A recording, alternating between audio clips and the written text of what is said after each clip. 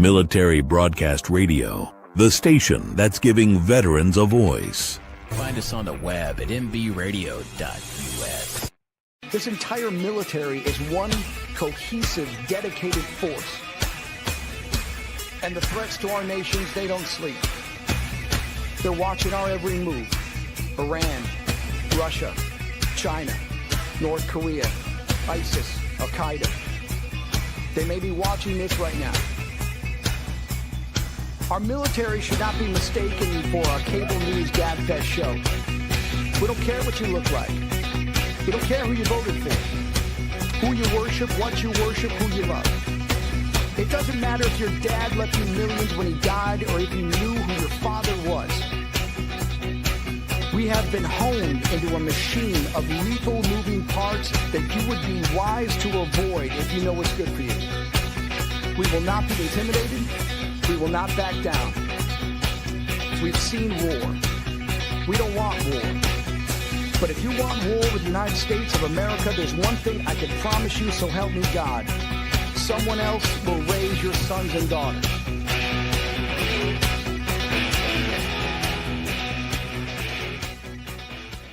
Opinions expressed in this program are those of the speakers and do not necessarily reflect the views or positions of any entities. Turnbuckles and Stogies. Yo, what is up? What is up? Yo, happy Sunday. Another Sunday with your favorite hostess with the mostest. My dad, I'm doing a wrestling match. I looked at her and said, hey, I'm on to Brooklyn, you. We're not in Brooklyn, sir. We're in upstate New York in Dutchess County. I'm originally from Yonkers. Hung out in the park. I guess you guys don't know each other that well. Oh,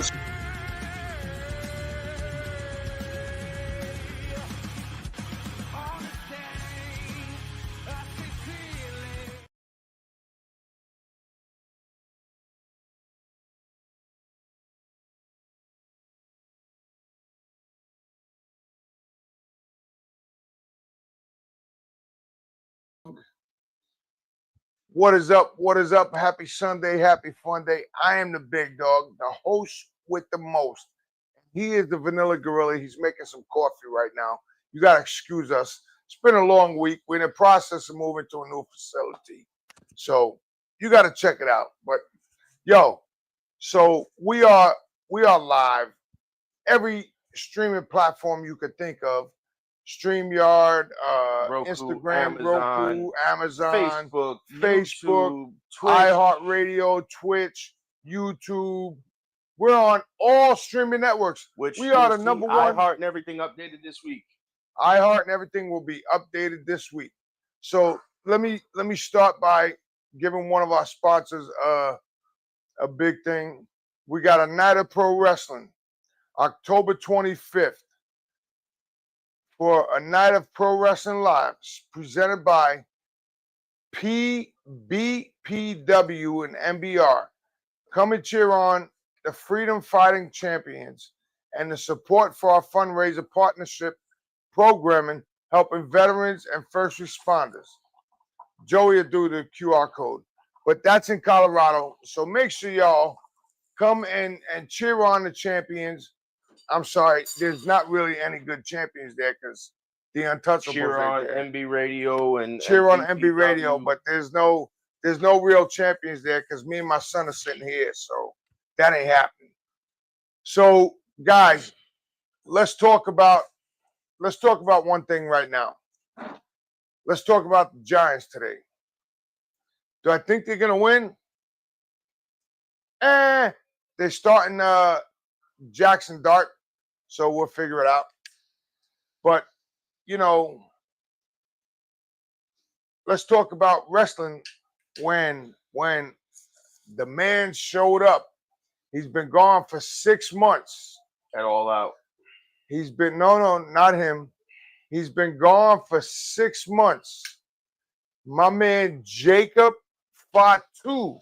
He's been gone 6 months? Yes. Showed up on SmackDown. basically told basically told Drew McIntyre, I'm the fucking boss. Whoa. We got. Oh, sorry. My bad. Said, I'm the boss. You ain't got nothing. And he said, well, I'm Drew McIntyre. He goes, and that's very nice that you're Drew McIntyre. And then he gave him a Glasgow kick. He hit the ropes and he looked back and he goes, is that all you got?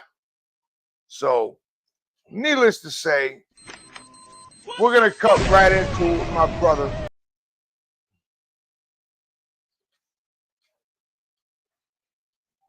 Go ahead. We're going to cut right into it with my brother from Hawaii, the Metal Maniac, a legend in the wrestling world. The interview of the week is brought to you by Jersey Mike's, a sub above. What is up? Here he What is. is up, brother? Wow, brother, you guys are nationwide, international. If you got Jersey Mike's backing you up, because they got what they call the Maniac Sandwich. And it's got everything under the sun. You didn't know about it yet, but it's going to happen. That's right. It's the Metal Maniac, the greatest ever, coming to you live from the pinnacle of professional wrestling, the Hawaiian Islands, where really the bloodline and all started right here. Long time ago with Chief Peter Maivia, and I'm here. I came through this door, and when you're talking about Jacob, I never met Jacob, but we know, obviously I know his father, I know his uncles, I know all his cousins. So if I seen him, I'd be giving him a big hug and sit down and get some good food immediately. So we're down here in Hawaii. Now, don't fool yourself, ladies and gentlemen. I showed the face today because I'm at a special location that I can't be who I really am. An undisclosed location. Undisclosed location. But in the meantime, I put the hair up. I saw him a little bit. I look neat, but don't mess it up or get it twisted. The Maniac is still the Maniac. At any time, I could just break out the cape. There you go. There we are. So, Jeff, the Metal Maniac. Metal Maniac. So, tell us when you got into business and how you got into business. Oh, this is easy. So, I was a professional musician in New Jersey, and I was playing in studio work and got a record deal. And friends of mine, we wrote some songs, got a record deal. Next thing you know, we find out that a management company had the singer, and he didn't tell us he had a management contract. They wouldn't let him out. So I was so aggravated.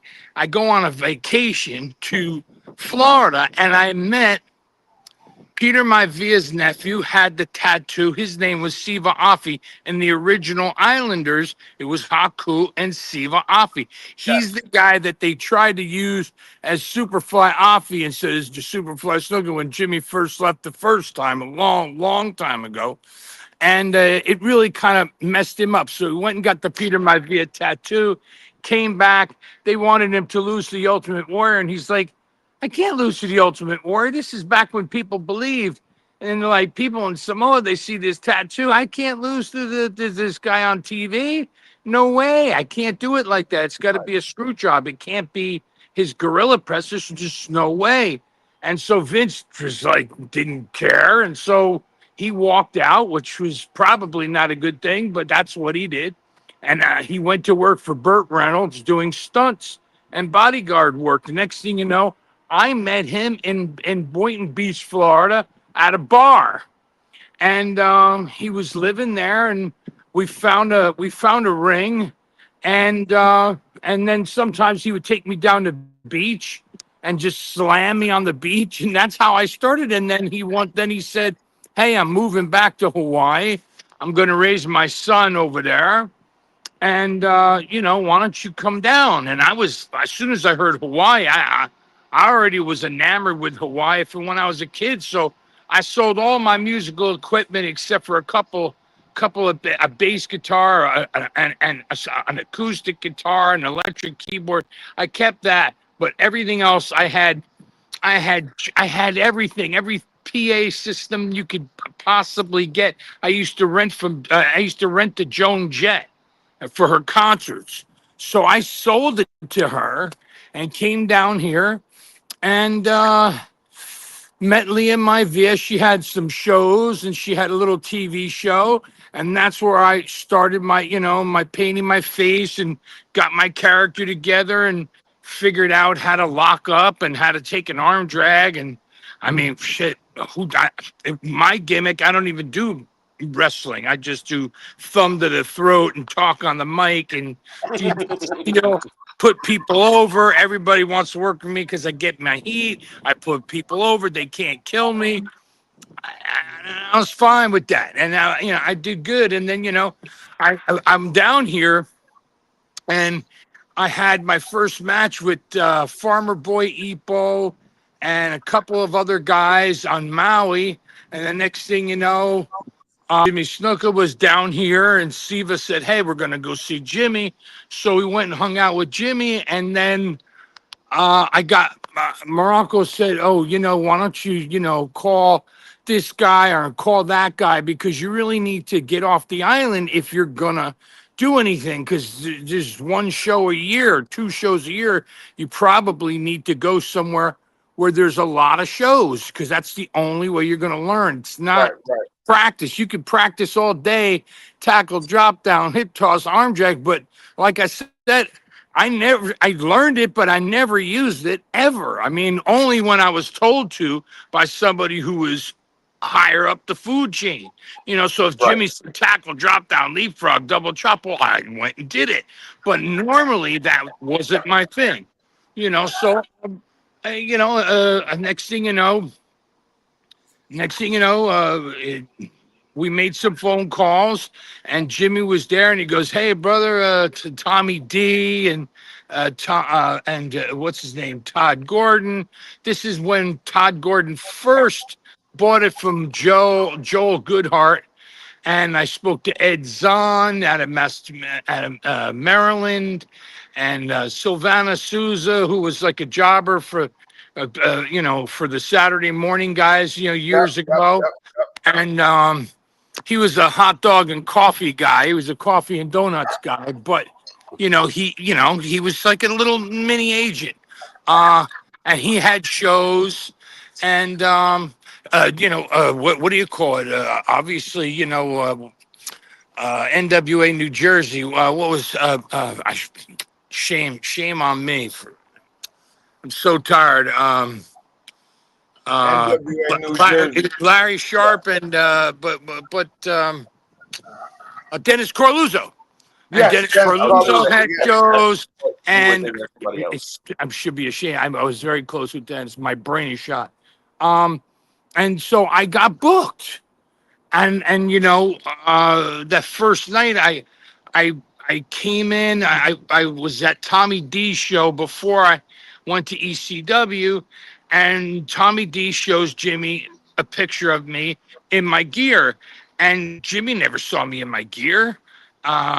He said, hey, do you know this guy from Hawaii? He goes, no. But when I came through the door, he's like, hey, brother, how you doing? He goes, bro, I just asked you if you know this guy. You said no. He says, well, I don't know him like that, but I know him like that. So I'm working with Hillbilly Cousin Luke, and I'm having a good time. And I did something where you jump across somebody's back once. You do it twice, and the third time you take a ball shot from the rope. Yeah. So I do that, but his rings had that 2-foot extension instead of it being 6 or 8 inches. It had like 2 feet to stick out, and I banged my knee, and I'm like, oh shit! I got all these bookings. What am I gonna do? So when he shoots me off, I said, go home. So he gives me his big clothes on, and he falls on me. 1, 2, 3. So after, Jimmy said to me, hey, brother, listen, I'm staying at the hotel over here. Come hang out, and we'll get something to eat and stuff. I said, okay. So I did. And he said to me, brother, man, you've been in the business a few years now, and you should have known, just go outside and fight all the way, all the way back. You had family in the audience and everything. And I said, well, I would have, but I didn't know that. And he said, yeah, but how do you not know? You've been in the business long enough. And I go, Jimmy, I only been in the business for a week. Right. And he goes, what? I said, yeah, I mean, I was out in Hawaii 6 months, but I only had one show down there with Farmer Boy Ipo. Then yesterday today with Cousin Luke, and now tomorrow I'm supposed to be with you. And he was like, who taught you how to hit once and stand there and flex and walk around? And who taught you how to do that and stay calm? I go, well, you're watching you and Muraco and Superstar. As a kid, I used to watch wrestling, so that's what they did. So I just kind of mimicking what you guys all did. I mean, I can't do what you do, but the things I was able to pick up on, I wrote down and put in my head, and then I just started doing them. And he goes, yeah, okay, come on. I was like, really? Yeah. He goes, bruh, you trying to fool me? I'm like, what? No, I'm telling you, I just started. And he's like, wow, you really fooled me. He goes, now I gotta help you. He goes, he gives me this piece of paper. He goes, call this number. So I call this number, and he says, the name of the guy is on the paper.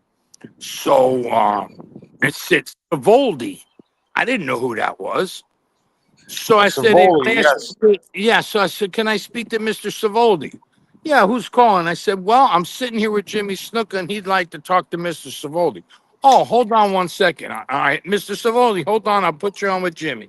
Okay, fine. So this is the conversation. You ready? We're in Philadelphia at ECW because it's the night before the show. We both drove down there.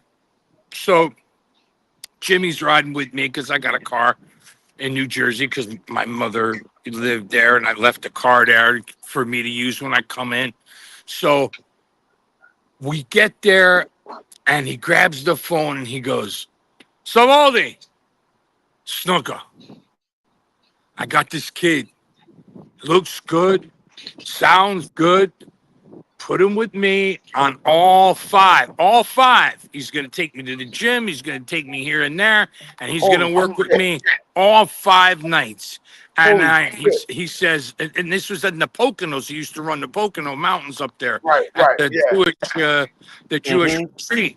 So he said, okay, no problem. And he hung up the phone, and he looked at me, and he was wearing those Burt Reynolds Yes. glasses, and he went like this. He went, picture Jimmy, and he went like this. He went, whoa.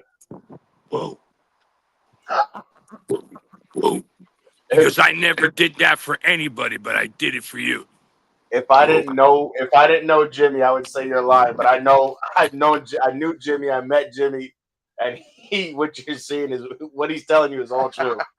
It's true. It's absolutely true. So, then that was pretty much it. I mean, I had bookings, and there was a handful that were there, and then the next thing you know, those 5 went in, and then all of a sudden, Hillbilly Cousin Luke, he took a liking to me, and he had shows, and he's like, hey, I got a show here, I got a show there, I want to use you on it. And back then, they'd pay you 100, 150, 125, 100. Jimmy insisted on 150, which is great because he was talking for me, and I didn't know that kids today, they work for free and they pay for their own gas, their own or the infamous. It's Tommy D heaven out there. If he would have known that, he would have stuck around another 20 years. Because when you were going to work for Tommy D and he didn't have the money, this is what he would do. Oh. Yes, correct. He would never look at you. He wouldn't look at you. His baseball cap, he would go like this, and he'd keep his cap. He'd keep his cap just like this, like give you the one eye, like just a little bit. And so Yep. what I would do is to get my money, I would go out at halftime when he sold gimmicks, and I'd go out at halftime, and he'd give me $150 all in ones. All in ones. I go, what is this? He goes, you're a Jewish kid. You know what a Jewish bankroll looks like. I was like, I said, okay, no problem. But I got my pay, you know. So then that's how it started. And next thing you know, he told me, hey, we're going overseas. I'm like, really? Where are we going?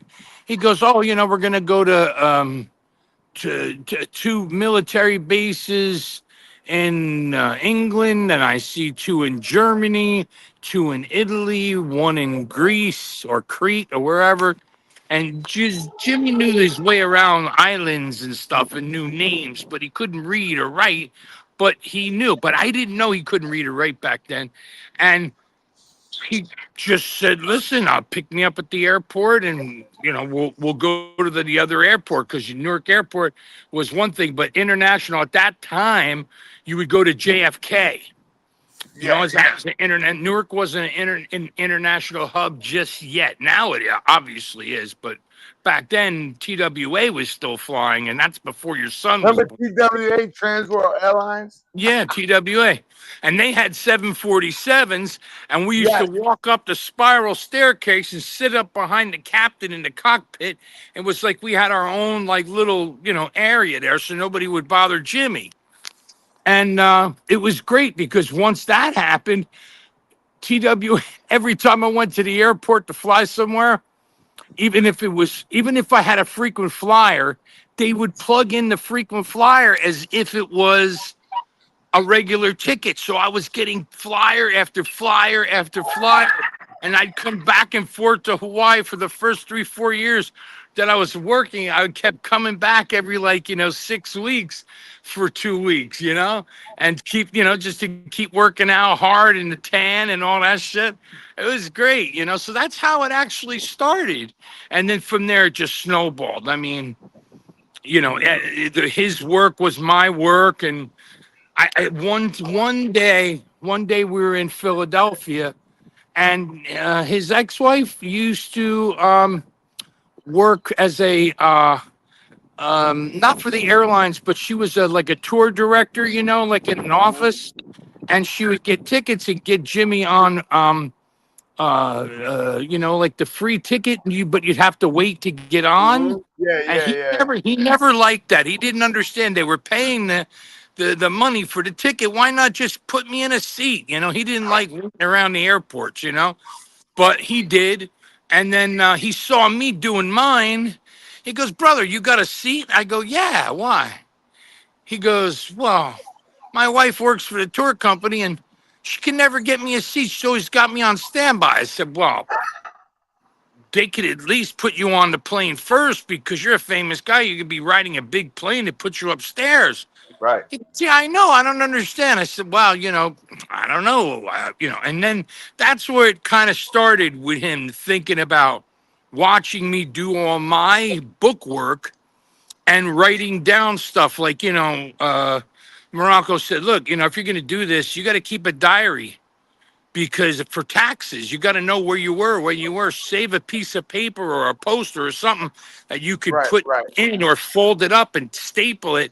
And any receipts you have, you're going to want to, especially if you got to get paid by a check. He said, but you shouldn't be paid by a check, And then he told me how to to keep your books together. So he saw all this going on, and that's where one day he calls me up. And I had a pager so he could reach me right away. Yeah, one of those pagers that said you could call and it'd say, hi, you've reached Jeff. What's your message? And he would say, call 007. Thank you. and that's 007. That's why in my phone I put it in as 007, because I didn't want to put in Jimmy Snuka's name and somebody steals my phone. And it was a flip phone, you see Jimmy Snuka. What the hell? 007, that made sense, So, and then I would call him back. He's like, brother, you got to come over and see me when I fly in tomorrow. I said, yeah, I'm picking you up. He goes, we got to talk. I'm like, oh, shit. I must have done something wrong, And then, you know, Jimmy was like Tarzan out of New York. You know, he gets off the plane. He's got this tiger outfit. He got the tiger headband. He got tiger. He got slippers. And it's freezing out. You know, it's freaking October, and he's got his toes out. You know, with the slippers. So you know, Jimmy was. You know, My wife is laughing. it's true, absolutely true. So he said, brother, man, let's go up by those mountains where we drive through the mountains and hang out. We'll have some lunch there. So I grabbed some food. We go up there, and he goes, bro, look, man. He's like, this is what I want you to do. I want you to call everybody and tell them your pager is the only number they can reach me at. And if anybody gives you a problem, put me on the phone, and I'll tell them, hey, if you want me, it's here. I didn't know what was going on. I just kind of knew that Jimmy had said he didn't tell me he was getting divorced or anything. He just said that he wanted me to do the bookings, and now I was in control of the bookings, so I better be ready. And I was it was like swallowing a grand piano. This all happened in 1 year. It's like When you first come into business, you don't get an opportunity like that. Who gets opportunities like that? Tell me. I mean, there's guys that have been helped out by other guys, but I don't know how many people get that kind of help. So I told Joey, I said, listen, you don't understand. If you book Jimmy, you always book the Metal Maniac. Well, he ain't coming without me. I said, he ain't going nowhere without Metal Maniac. I said, they can do 5 shows a week, and it's the best shows I've ever seen. You're the only one that thinks that. Everybody else says, Muraco would say, yeah, Snuka taught you how to be his little monkey. Boop, boop, boop, boop, boop, boop. I was like, what do you mean? Because he's got you doing everything and doing the thing and the sequences and all that, but you're not. He would knock me all the time. He would say, you're not doing you. You're doing what he's doing so he can do his thing. But you're just a little monkey right now. Yeah, but you know what? Did it pay out for you? I didn't get to go across to the water, but I mean, I did try.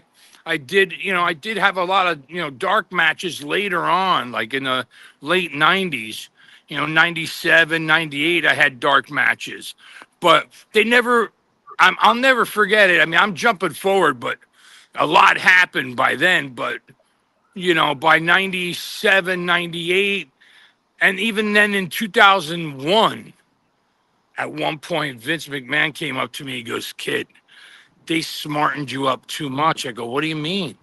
He goes, well, between King Curtis and Jimmy and Muraco and all them guys telling you the way it really is, the business isn't like that anymore. And these young guys, they'll come out, they take a $50,000 a year. I go, yeah, but I got to pay tax in the state that I earn and in the state that I live. And so if you do 50 states and I take a $50 draw every day for food, I owe the I owe the federal government probably, 10 grand, 20 grand. What kind of deal is that? He goes, oh, you don't know. You got to eat, you got to eat tuna fish and water. And that's how you get along. That's how you stay in shape. And that's how you learn. I'm like, yeah, but why would I do that when I'm working with Jimmy and I'm in the main event every night? None of your guys will do what he does.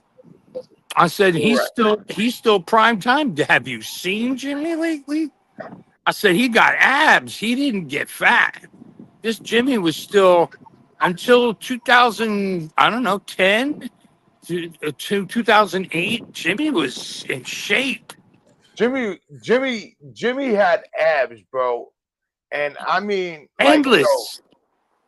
This dude was so cut. Like, I'm 56 years old. And let me tell you, if I had abs like Jimmy had at his age, shit. Even when he first started with ECW and he was their champion, and they went extreme, and he started, doing all the eyeballs like craziness and all that stuff. He went from being super huge and cut just to being freaky cut like a Frank Zane. A lot of people don't know who Frank Zane is. Go look him up. Fantastic body, and instead of being like 280, he was like 228, 232, and he had abs, and his arms had this. He snapped his triceps, so his biceps would look even bigger, and his arms looked like a fly, like the movie. So that's how he looked, and it was an amazing. He was a freak. I mean, and plus he had timing. We got to take a commercial break. Hold on to that thought. Oh, hold on to it. Hold on to it. I'm holding it. You go to commercial. I'll be right back. I'll be right back. I'm going to run down the hall. I'll be right back.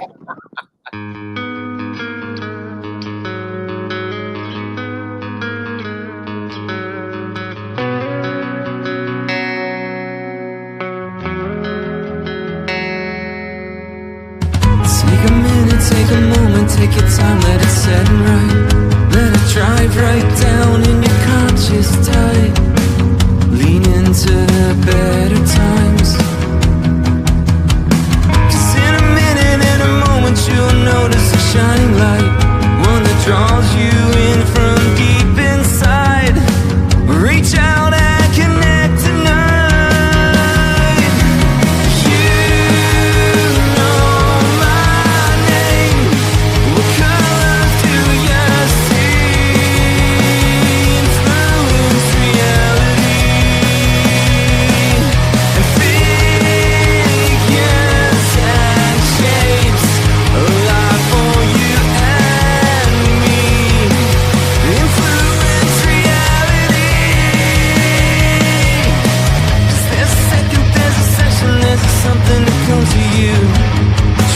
That lead us to and through, elevate to new. 'Cause there's a second, there's a session, there's a something that holds them tight. Let you see this world through brand new eyes. Reach out and connect tonight. You know my name. What colors do you see?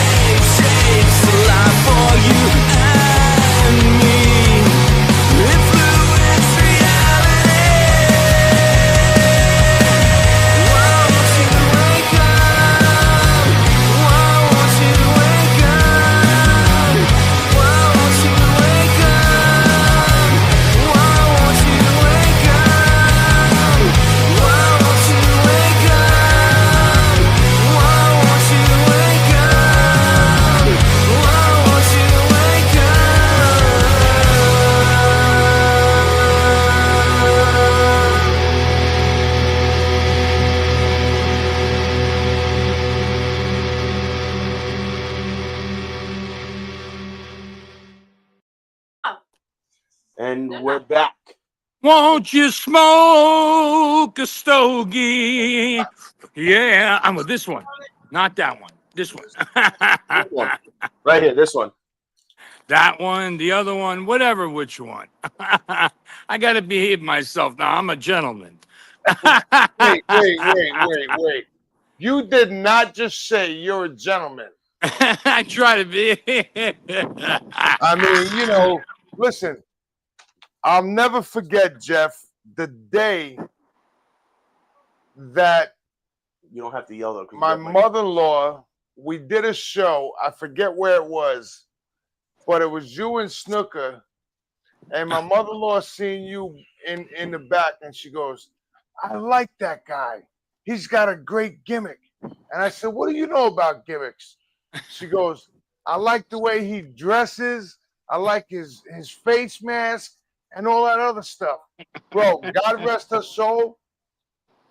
Jeff, she loved you to death. I And my- appreciate you telling me My that. wife is here, and my mother-in-law loved you to death. She was like, "Have you heard from Jeff?"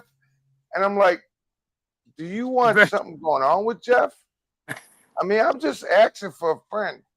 I mean, I'm asking for a friend. Like, do you want? She goes, "No." I said, "Yeah."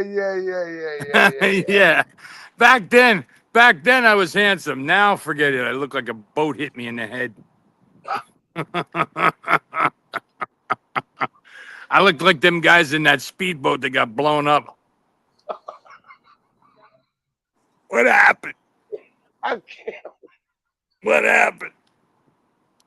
I can't with him. I give up. So tell us your very first match that you ever had. Well, like I said, I was on Maui. Auntie Leah Maivia was running the show, and believe it or not, I mean, you know, it was cool. I worked with Farmer Boy Ipo, and then the next night, we were on the other side of the island, and they had Super Sakalia, who was a Samoan guy, and Ipo. No, Sakalia was my partner, and if you ever talk to the great Samu, he'll tell you he knows these names. And Farmer Boy Ipo, he was in the old WWF mid card guy when King Curtis was there, and Rocky Johnson was there, and then his nephew, I forget that kid's name, but he put my leg into this hold, and they were going to break my leg. They were going to break my leg because they didn't know I was with Siva. They just, you know, so they're like, "Oh, we're going to teach this kid a lesson." So they hooked me, and all of a sudden the tag somehow he hits him. Now the referee comes to push him out. Now it's time for Ipo to get in and you know, push the kid back into an arch, but he wasn't gonna. He was just gonna snap it. But lucky, I seen something going on behind me. So I'm looking, and I just turned my body and didn't break my leg or nothing. So after the show, Muraco had said to me, "Hey, they tried to do you in, you know." I said, "Yeah, I think something. Maybe I did something." They go, "No, you didn't do nothing. They just, you know, they was going to teach you a lesson because you know you're new." And I said, "Oh well, you know," but it didn't work. And then the next day, you know, they saw me with Siva and stuff, and then they came over, and then they were nice to me and talking to me and stuff. But I knew, you know. Right. But, you know, I put it this way. After that, I never seen them guys. I mean, I seen them once maybe on the beach, but I never seen them again in a ring because I was busy. Well, yeah, those guys were already, you know, they were gone already. And, you know, and plus, I mean, when there was another guy, Tui was his name, and he called himself, Tui, Tui, and he called himself Superfly Tui, except that his Whoa. feet were nailed into the ground with a Hilti gun. So it I should don't have know. been. It should have I been don't know if you. super stuck. I don't know if you know what a Hilti gun is. You know what a Hilti gun Yes. is? Well, for Yes. people that don't Yo, know, he's it's where how you drive a nail through concrete. Yes. And, you know, it's like a gun. You put it down and bang. You know, and it's like a little Yeah, you just explosion. get a big and he that's it. said his feet were nailed. That's Yeah. crazy. So I was like, so I seen him, Tuiga Saliga, how are you? He goes, hey, how's the Superfly? I said, flying high, but I'm still looking at your feet. You're still walking around with cement blocks on your feet. And he was like, oh, you shut up. He called himself Superfly. I told that to Jimmy. He goes, yeah, I know who he is. He wasn't a Superfly until I became a Superfly. And Yeah, all he of a doesn't sudden, leave the ground. Don't worry, he's not going to compete. yeah. But the He thing said was, your is, you know, feet are like cement blocks. yeah, he's still walking around. And do you guys know the story of how the name Superfly came about? Do you know? No, actually, I don't Not think I've because of ever. this. Well, what happened was Jimmy saw that movie, you know, with that song Superfly. Dun.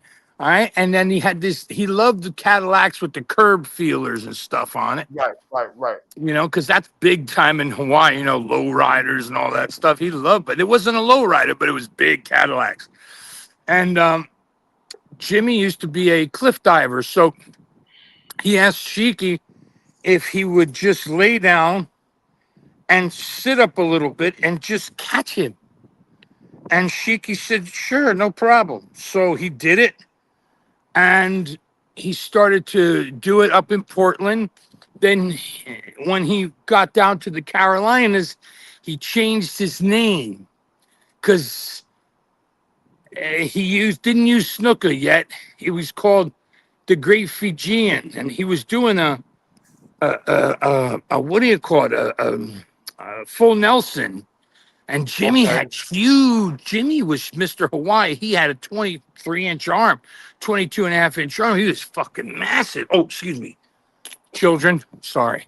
He was massive. You know, he was massive. So what happened was then he gets down to the Carolinas, and then goes into the Minnesota, and then they call. So Muraco gave him a name, Lonnie Kealoha. But that's like a lady's name, Lonnie. Right. You know, so he's like, he didn't like that. And so then, you know, Jimmy used to play pool, that snooker pool, you know, where, you know, the little bumper pool, but it's also called snooker. Yep. So he said, I'm going to call myself Superfly Jimmy Snooker. And then somebody said, you know, not many people know that name, Snooker. They really don't, but Snuka sounds better. It sounds easier to pronounce. So he said, okay, Superfly Jimmy Snuka, okay. And that's kind of how it went. And he kept doing the splash on the Chic. But I saw this one video where Jimmy hasn't perfected it 1,000% yet. And he did it on Flair. But what he did was, instead of letting Flair kick out, he splashed him. And when he splashed him, he hit the ground and flew back up onto his feet. You know what, Jeff? So my wife went to a wrestling event, and she's here. Man, the wrestling event you went to was with Jimmy Snuka, right? In the garden? Yes. It was Jimmy Snuka. Come over here and tell them the story. She went to the event. Oh, you talking about the cage match? It was Don Muraco and Jimmy Snuka in Madison Square Garden. In a cage match. Was it a cage match, babe?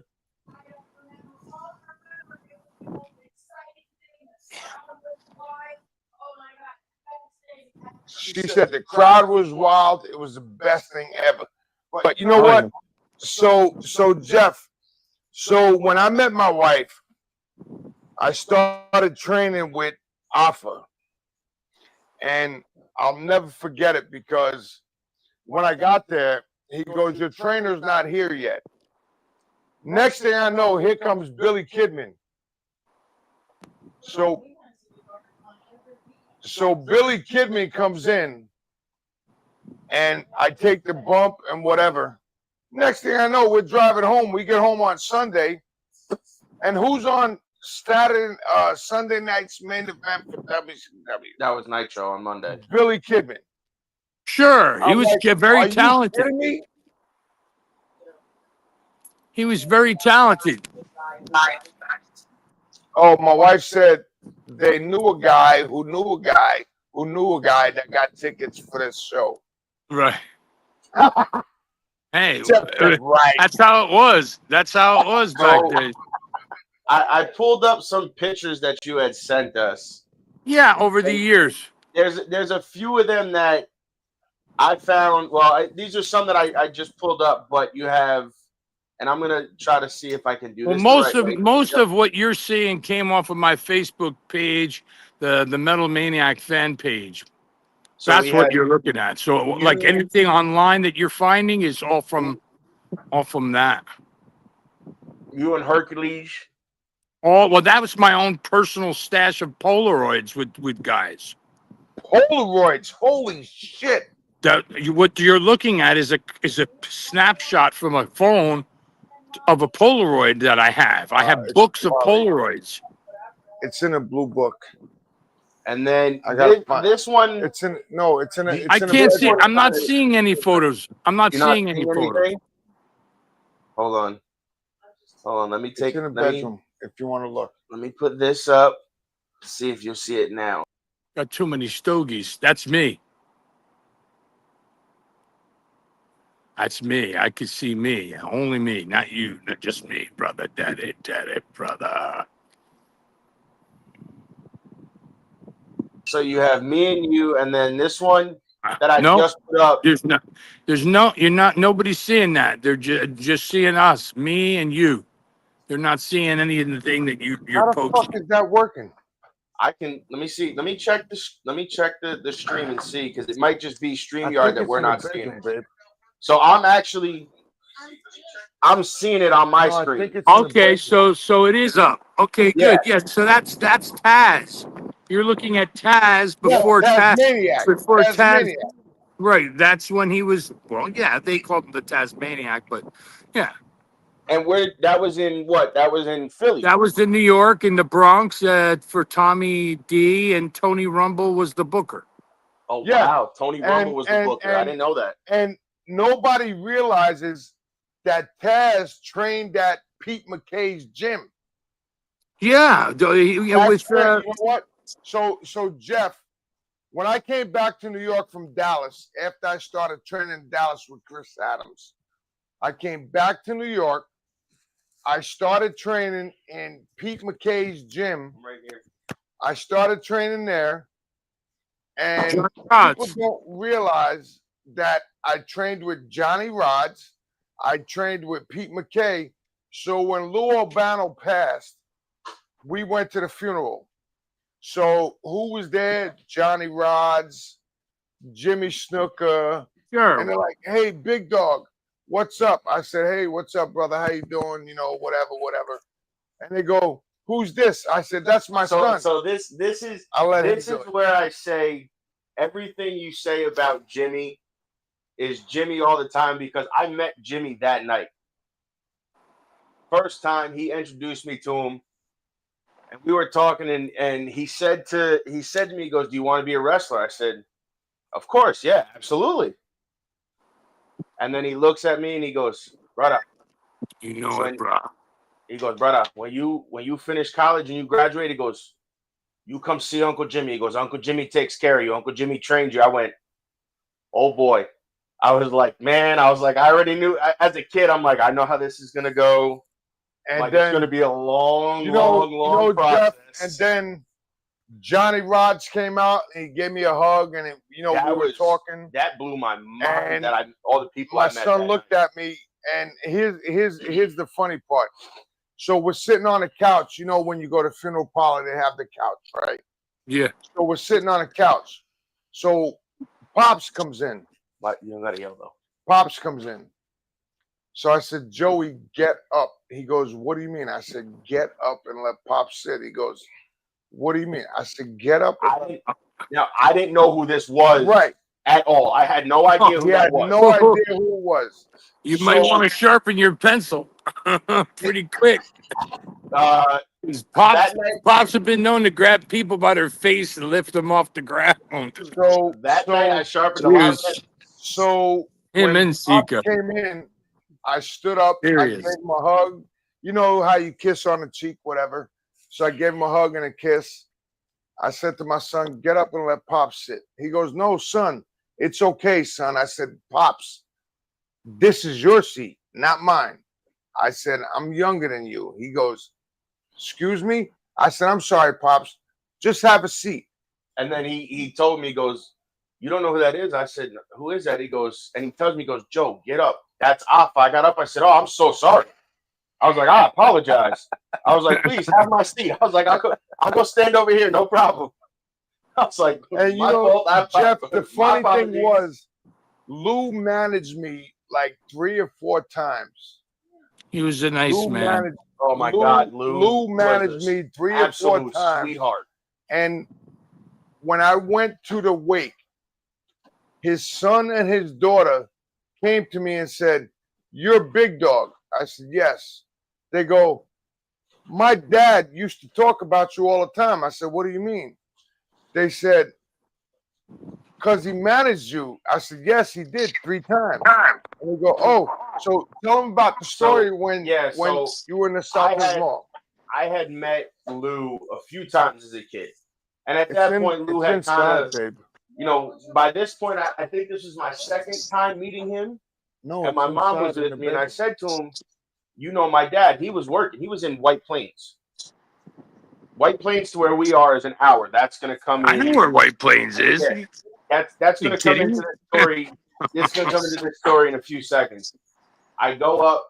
I go to Lou. He goes to, hey, how you doing, my head? How are you, sir? How are you? Can I have a picture? Yeah, take the goddamn picture. Take a picture. Oh, okay, no problem. I go, you know my dad. Who's your dad? I'm like, Big Dog. Big Dog? Where's that fat? Where is it? Why is he not here? Where is he? I said he's working. Lou, he goes, get him on the fucking phone. We need to talk to him right now. I call him. I'm like, Dad, somebody wants to talk to you. And I'm like, what the fuck are you talking about? Nothing's wrong. Nothing's wrong. I said, hold on. I hand him the phone. He goes, Dog, you fat son of a bitch. Where are you? You should fucking be here. You should be fucking sitting next to me. I'm fucking in your house. Where are you? And he's screaming and there's kids around. The guy goes, Lou, you got to be quiet. Fuck you. I don't have to be quiet. I'm like, whoa. Dude. He brings me behind the table. He goes, you sit here now. I was like, okay. I went and met AJ Styles and everybody else. And he goes, now you sit here. I said, okay. The guy goes, he can't sit there. He goes, yes, the fuck he can. I fucking said he can. Don't fuck about. I'm like, whoa. Whoa, he goes, that's my fucking nephew. You fucking leave him alone. He fucking, okay, yes, sir. No problem. Jeff, he started going. I'm just sitting at the table like this. Yep. It's in the bedroom. Yep. He made it from White Plains to Poughkeepsie in 25 minutes. So, Jeff. Sure, because you drive 110 miles an hour. That's exactly what he was doing. He drove 110 the whole way there. And Jeff, had to come upstairs to meet us. You can vouch that the wrestling world is a fraternity. Like, you and I have like no other. You and I have met on several occasions. And, people don't realize that the wrestling world is a fraternity. You're either liked or you're not liked. Like me and Bubba Ray.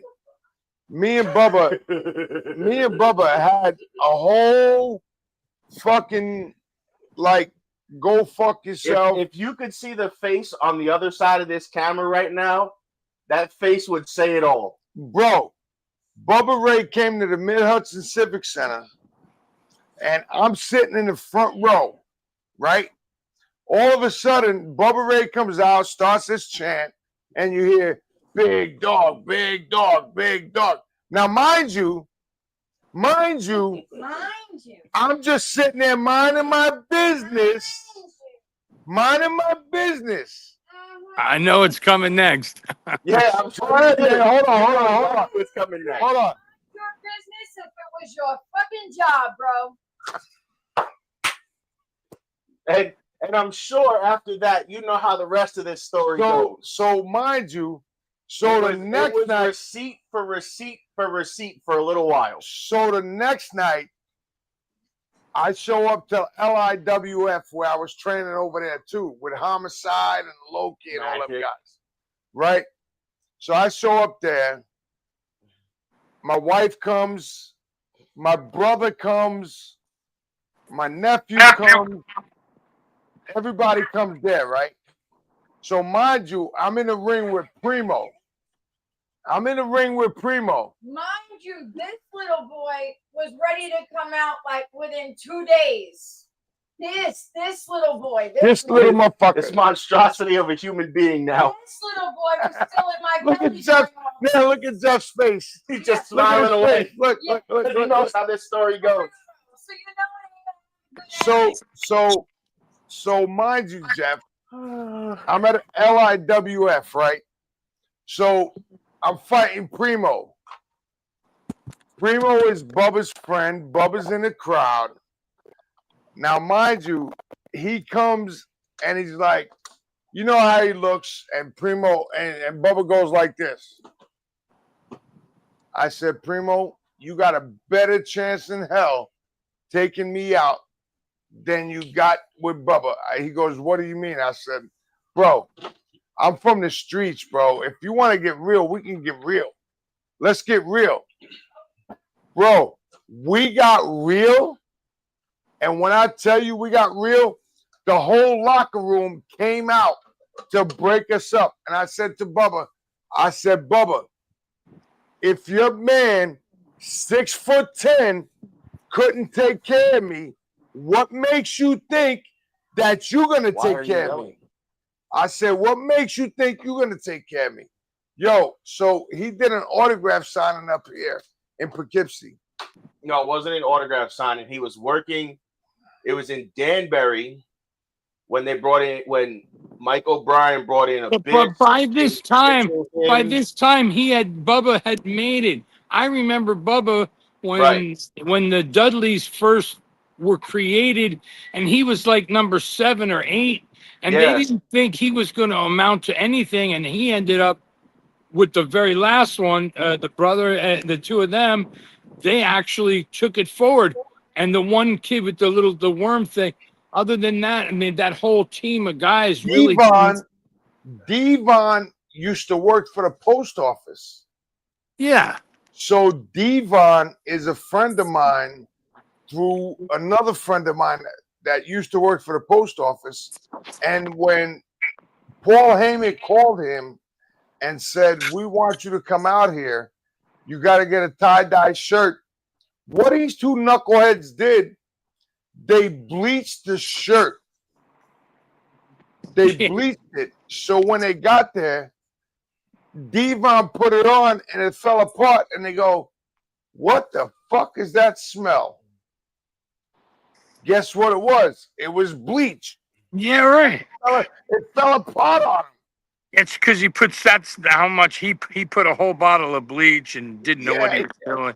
So, he didn't put the rubber on it. I know. I know what you're talking about. So what was it like working for ECW in those very early days? Well, first of all, when it first started off, it was Eastern Championship Wrestling. Right. So it was pretty straightforward. You know, you saw who you were working with, who the referee was.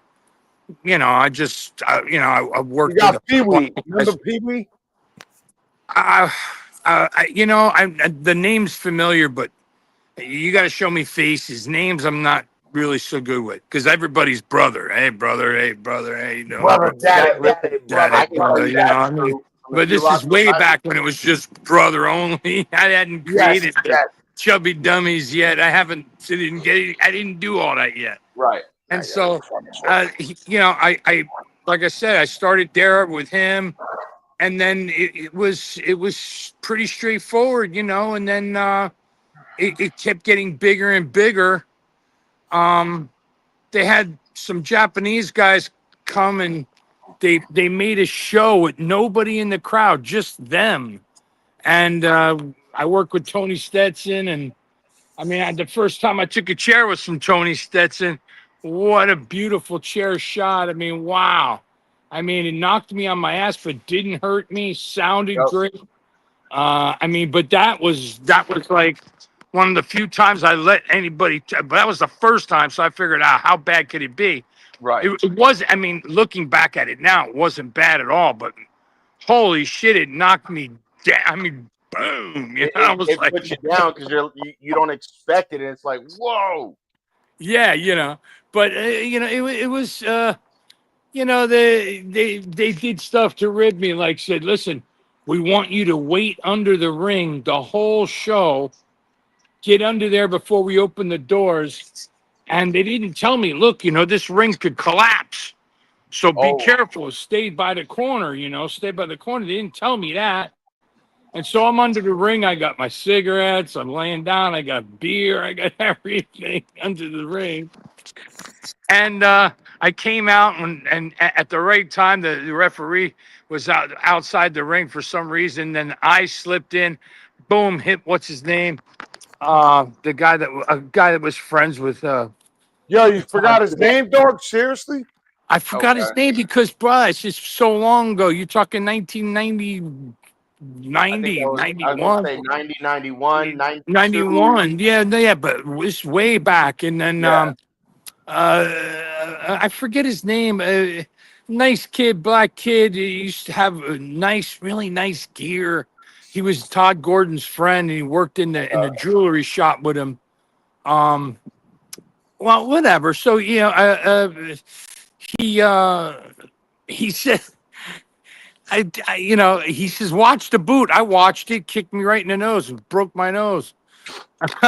But you know, it was good. It was a good learning experience, and I got friendly with the pit bulls, and Johnny Hotbody, and those guys. You know that crew there. Sandman. Oh, those guys were pretty. You know, they were pretty cool with me, and I got really close to Gary and Anthony. They really tried to help me out. You know, and Flash, and a few other kids that were really good people. The rest were just people I didn't know, you know. What was that one guy? He ended up killing himself. He's a real hard ass ECW guy, original ECW guy. I forget his name. Another one I forget, but he ended up shooting himself. His brother wrestled. Jesus Christmas. Rotten. You know what I'm talking about, right? Rotten. No. You talk about Ian Rotten, and no. Still around. Ian Rotten was a piece of shit. He knows he's a piece of shit. I've seen him on videos saying, "I know I'm a piece of shit, but I'm drawing money over here. I don't give a shit what you guys have to say." But let me tell you a funny story about Axel Rotten. Axel Rotten was a sweetheart. So I work with Ian Rotten. Wait a minute. I just pushed the button. Wait a minute. Hold on. Let me just pull you back up. Hold on one second. Whoa. Hey. Whoa. Wait. Hey, how you doing? All right. I got you. So it's like my fifth match. And I go to Maryland. And it's for Ed Zahn or Dennis Whipwreck. And I'm not really that smart yet. You're still not that smart. Yeah, that's true. But I mean, I really wasn't smart to the business really so much. I really wasn't.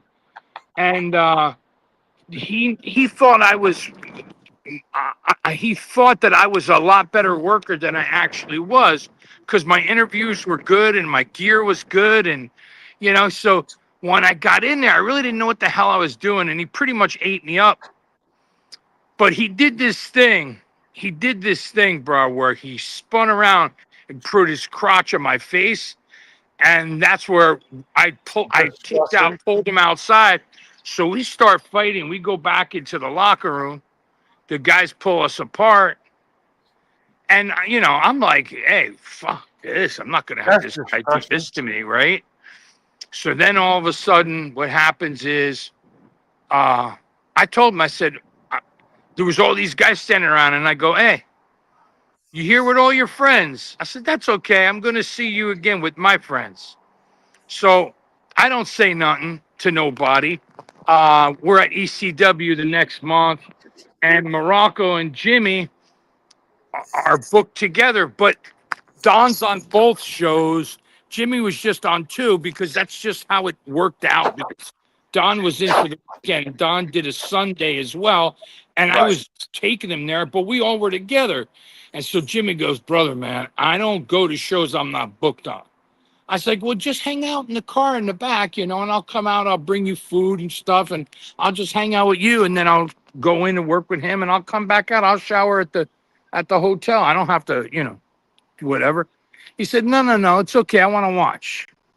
So he sneaks in the building through the back, and he's sitting in the back of the building, and Ian Rotten sees Jimmy, and he's not booked on the show. And Muraco is booked on the show.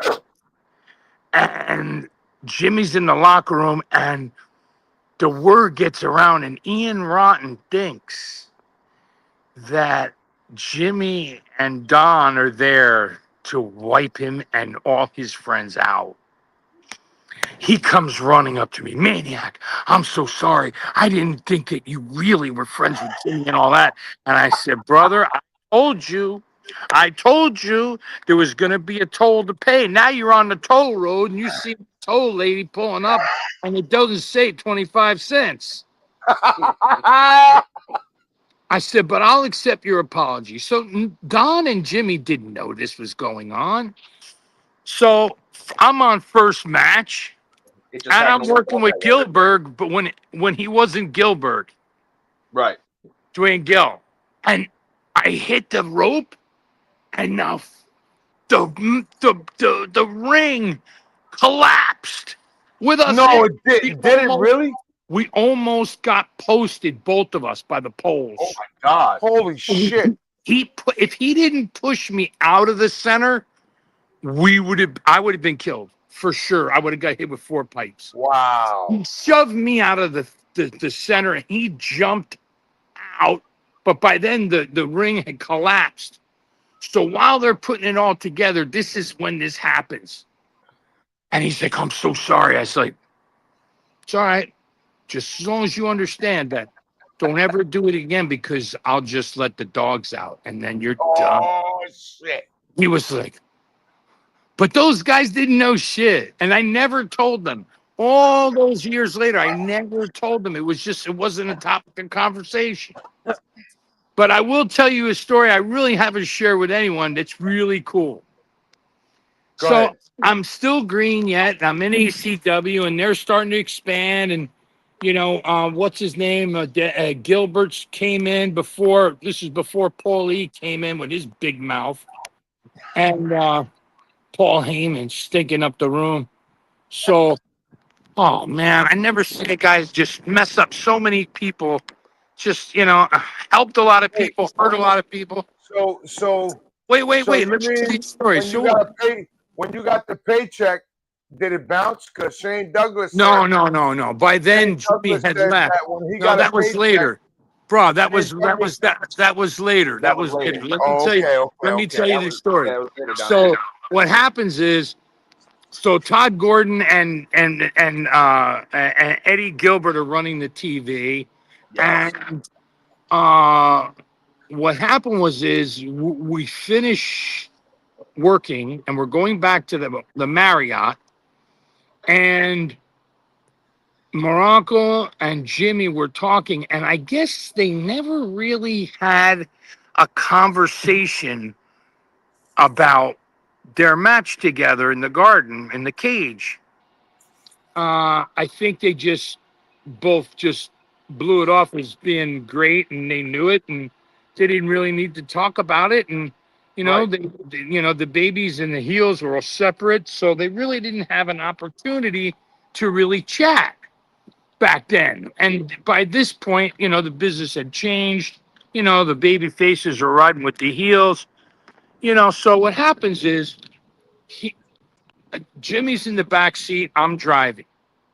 It's a two-part story, and it's very cool and it's very funny.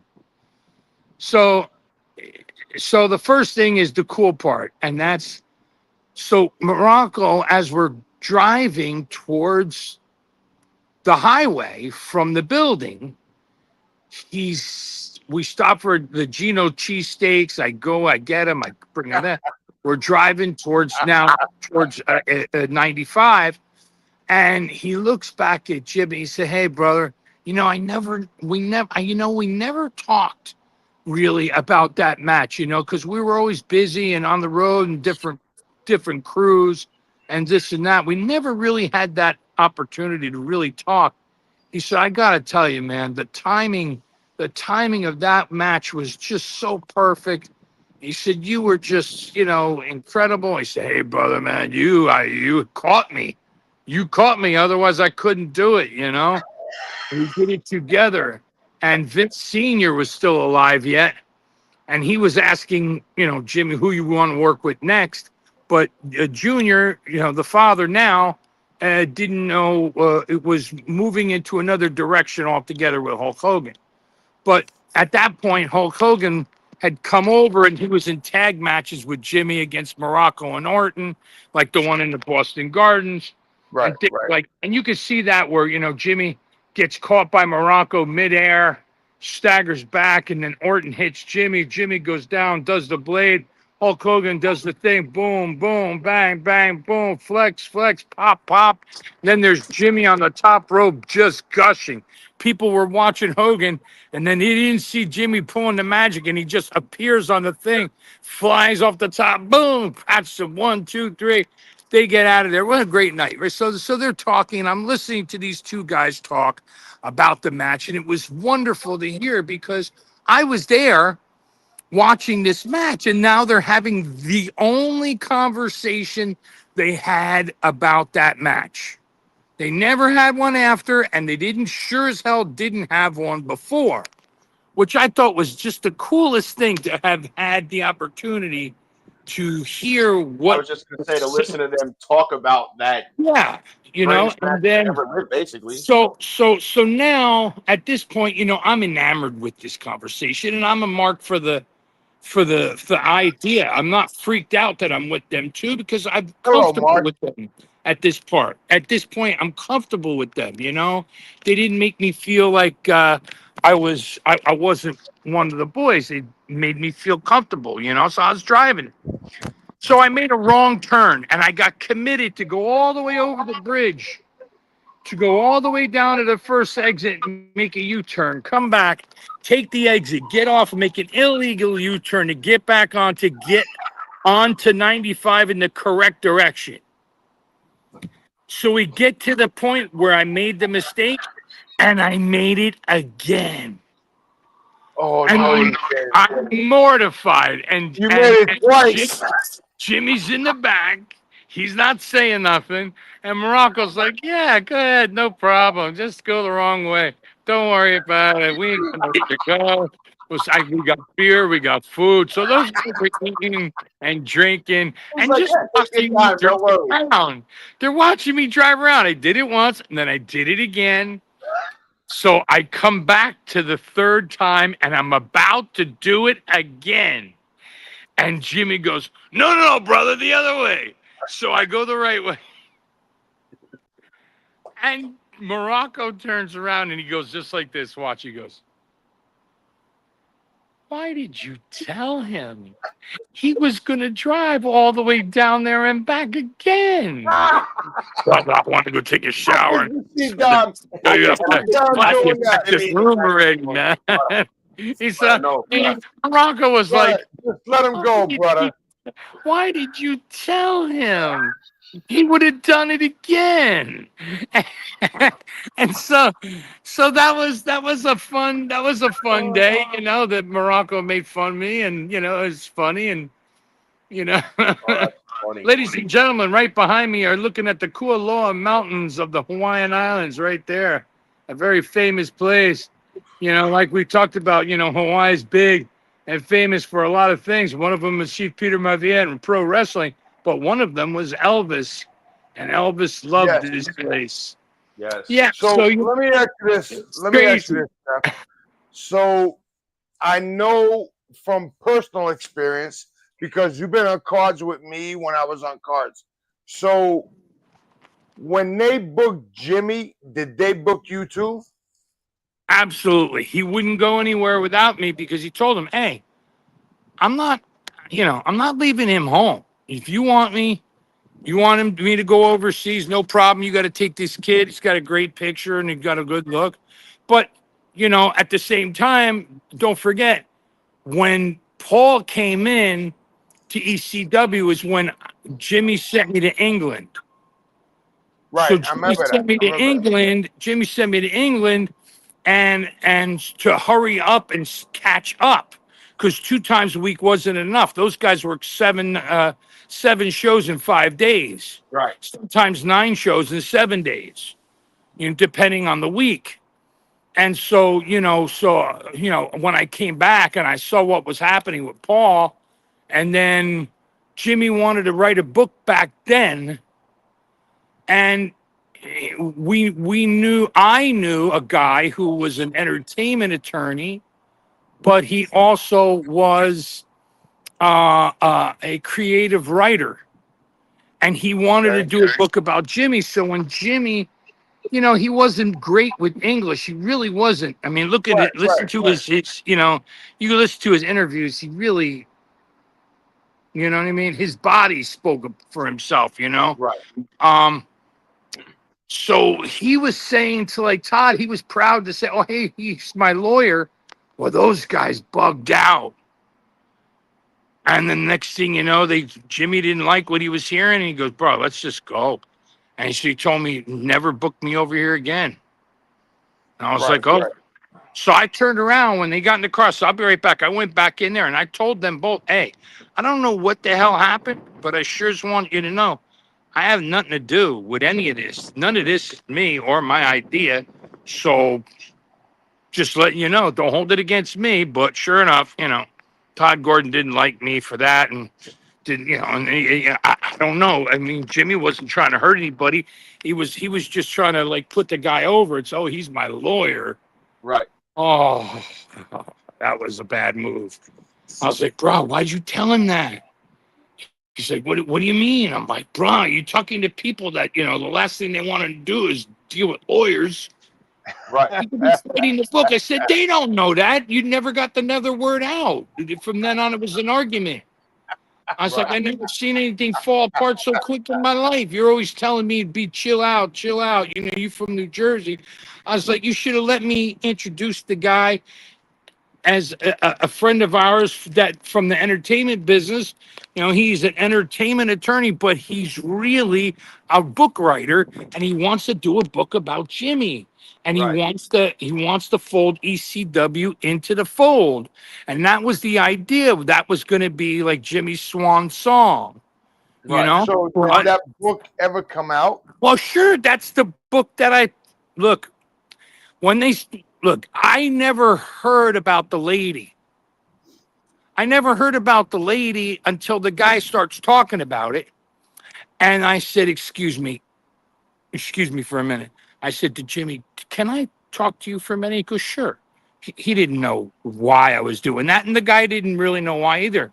So I took Jimmy out of the room and I said, listen, bro, I don't know anything about this. So that's first. I said, whoa, sorry. That's first. I don't know anything about this. And second, it doesn't sound like something you want to talk about. But I don't know about it. I need to read about it. I need to see what other people know about it. And I don't want you to say a word to me Right. because I don't want to know anything from you at all. Well, why not? I said, because it doesn't work that way. I don't want to hear anything. Let me read what was said. That's it. Don't tell me anything, please. And so I went and read. I drove to Pennsylvania. They didn't have the internet like that. I drove to Pennsylvania to the public library. And then I looked at microfiche. And sure enough, I saw newspaper articles and I read them.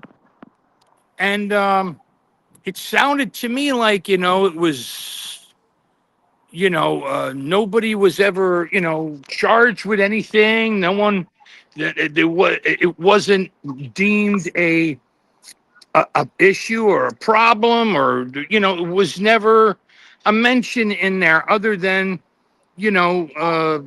about the lady, whatever happened to her. I don't know. And then I said to him, listen, I said, I don't want to get involved in anything to do with that. I said, so if you don't mind, Jimmy's career is pretty straightforward as far as, like what the wow factor. Right. So let's just stick to stuff that's, Right. Oh, but this is the kind of thing that sells books, is controversial.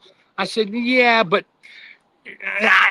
he was a lawyer, but he wasn't that kind of lawyer. He knows about And people have a way of he knew twisting about words when they're on laws to do with, he knew about laws that do with record contracts, and things like that. He wasn't he would. Being a lawyer like that is being a lawyer for a lawyer that deals with property law. They're not criminal people. They don't know those, Right. and I don't know anything about anything. So I'm just like, listen, we're not doing that angle. This is going to be about his life, and that's it. But the guy wanted that, and I said, I'm sorry, we can't talk about anything like that. It's not something we want to talk about, because Jimmy has so many great stories, and different people that he had worked with and places in his whole life. I mean, from when he was in the Marshallines, the Marshall Islands, all the way to Hawaii, was almost became a New York Yankee, and then and then he got into pro wrestling through Johnny Barrett, and was gonna go to the Universe and go against Arnold and Lou Ferrigno, and he was this close to being a Yankee, and then the one guy who had a team down here screwed Jimmy over. Otherwise, he'd have made the Yankees. So, because he was a hell of a ball player. Right. So, the only guy ever to hit a ball out of the Aloha Stadium, and that's where they have the Pro Bowl. So a big Wow. stadium. Yeah, that's huge. Out of the stadium. Goodbye. So, I just, and then I just put the squash on that book, and we just kept working for the longest time. But then when they started to do the book again, I never knew about it. They told me about it because I had already put the smash on in '96. And Right. said, no, we're not doing that. So they did it, and the next thing I don't really know exactly what happened, other than I saw the news, and I called him up. I'm like, bro, man, what's going on? He goes, oh, we can't talk about it, but you see what's in the newspaper, and that's what's happening. So I'm like, oh man, I never said you should have listened to me, but I never just. Right, because at that point it was more of he needed a friend rather than somebody to tell him. Yeah, we would just talk on the phone, and we would talk about this match in St. Louis that we had, and it's on YouTube under 808 Metal Maniac. I think I sent you this one match. Yeah, you did. And if you look at that match, there's no talking on the microphone. There's none of that. It was just actual work. He's letting me lead. He's letting me lead, and I'm calling, and I'm not doing the monkey's uncle thing like Don Muraco said, the monkey. Boo-doop. He didn't. I wasn't doing that. I was just winging it, and he was listening, and he was doing everything with me. So And he let me call it. about time for us to sign off. Okay. If you wanted to, we'll do a part 2 and continue if you want to. I gotta Yes, absolutely. I have to go run down. I have to run down the hall, but this is the end of part 1. Ladies and gentlemen, we have a whole lot of stuff we haven't even begun to touch on. So stay tuned. It's going to be up next week. And remember, the Metal Maniac can show up anytime, anywhere. So be aware. My man. Metal Maniac. Ladies and gentlemen, thank you for tuning in to Military Broadcast Radio. As we wrap up today's show, we want to remind you that the podcast of today's episode will be available right after we go off the air. So if you missed any part of the show or want to listen again, be sure to check it out. And remember, we're here to support and honor our veterans. Your stories and experiences matter, and we are committed to giving you a platform to share them. That's right. We're here to give our veterans a voice. So don't forget to catch the podcast and stay connected with us. Giving our veterans a voice.